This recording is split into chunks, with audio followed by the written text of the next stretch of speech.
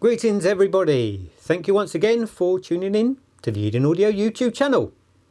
Today I've got a very special system for you here at Eden Audio. It's the current system that we've currently got on demonstration, and I'm just going to talk you through that system that we've got. It's made up of components from M2Tech. It's got the M2Tech Young Mark III preamplifier and DAC. It's got the Crosby Class D power amplifier. Now this is running off of a Raspberry Pi streamer. If you don't know what they are, it's a tiny little computer box where you can install software, and that will enable you to stream music from your local network. The software that I've installed on my Raspberry Pi is Roon. That is R-U-N-E,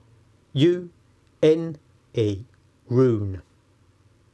Once that software is installed, you can just add a DAC of your choice. As I say, the DAC that we've got in this system is the Young Mark III from M2Tech. That's connected up to a pair of Aurelia Cerica XL loudspeakers. I absolutely love the sound of these loudspeakers. If you watch previous uploads of mine, you'll know how much I rate these loudspeakers, because I tend to bang on about them, how good they are. The way they present music, I just love listening to them.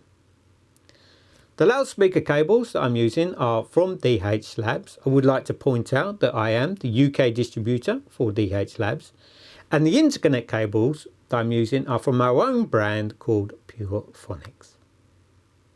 The music that I'm going to be using is from a Spanish artist called Armik, and this is Spanish guitar music, the Guitarra Española.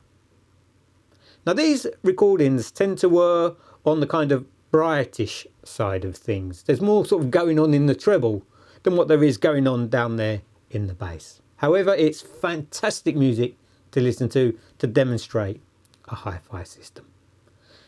I hope you're going to enjoy the hi-fi system that I've got here on demo for you. I hope you enjoyed the music, and I hope you've enjoyed this little presentation. Thank you very much everybody. I really do appreciate you tuning in. Don't forget, if you like hi-fi and you like the channel, please don't forget to subscribe. Enjoy the music.